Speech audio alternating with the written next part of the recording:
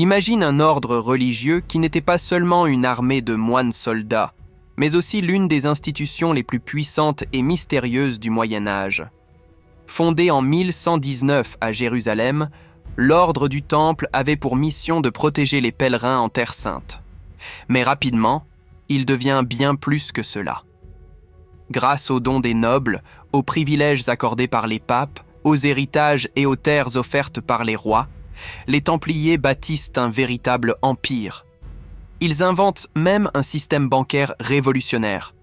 Un pèlerin pouvait déposer son argent dans une commanderie en Europe et le retirer en Terre Sainte. Ce mécanisme attire confiance et enrichit encore plus l'ordre. Résultat, des coffres pleins d'or et d'argent, des forteresses stratégiques, des terres immenses et des routes commerciales protégées. Très vite, les Templiers ne sont plus seulement des guerriers, mais aussi des banquiers, des diplomates et des administrateurs redoutés. On parle de reliques sacrées, d'objets mystérieux. Certains murmurent même qu'ils auraient retrouvé le Saint Graal ou l'Arche d'Alliance. Leur influence et leur richesse colossale attisent la jalousie et l'avidité de rois et de papes, mais aussi la fascination du peuple et des chroniqueurs de l'époque. Le quotidien des Templiers était strict mais fascinant.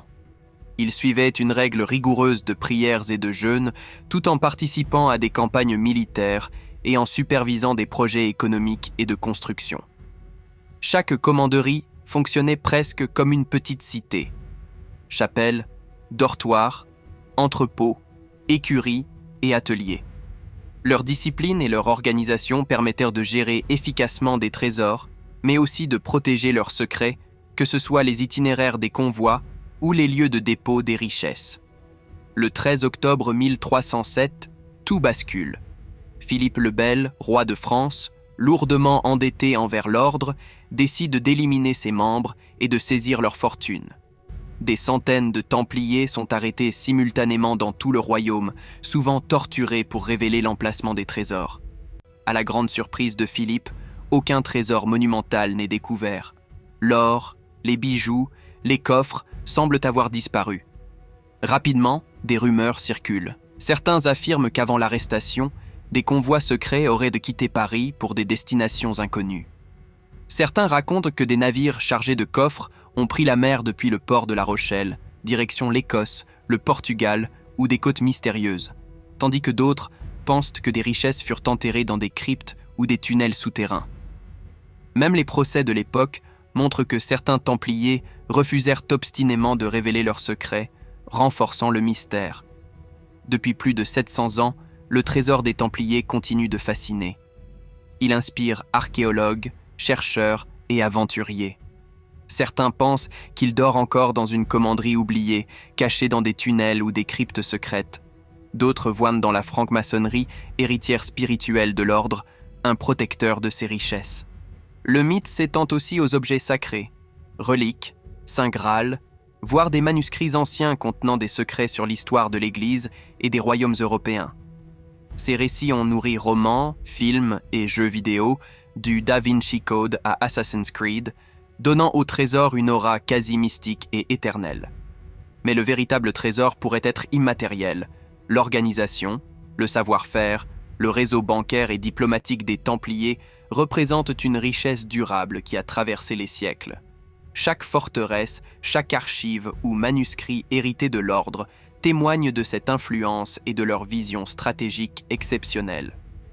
Aujourd'hui encore, des fouilles continuent, des cartes anciennes sont analysées, des tunnels et des signes gravés dans la pierre sont scrutés avec passion. Certains affirment avoir retrouvé des coffres vides ou des traces de passages secrets, mais jamais la fortune entière. Les légendes racontent aussi que des Templiers auraient caché des cartes anciennes menant à des trésors oubliés, ou des reliques contenant des secrets historiques et religieux de grande valeur.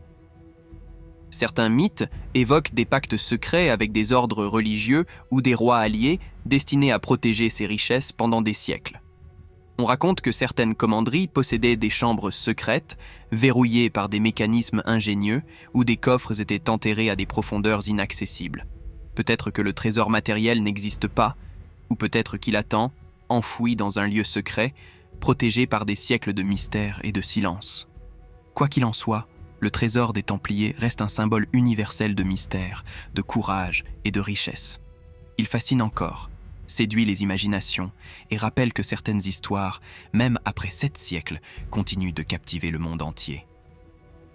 Entre mythe et réalité, l'histoire de ces moines soldats et de leurs richesses perdues nous plonge dans un univers où la foi, le secret et l'aventure se mêlent pour créer l'un des plus grands mystères de l'histoire,